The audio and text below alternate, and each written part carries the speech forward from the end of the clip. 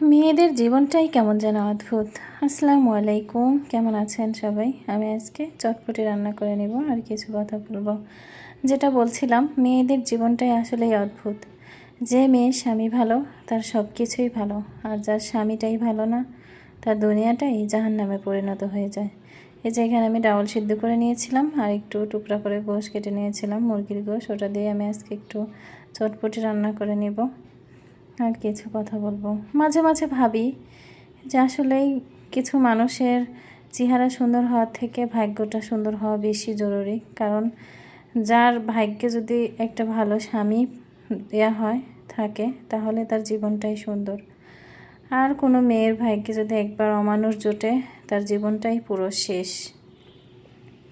কারণ তার জীবনের শান্তি আর থাকে না, তখন দুনিয়ায় বেঁচে থাকতেই মনে হয় জাহান্নামে পড়ে গেছে সে।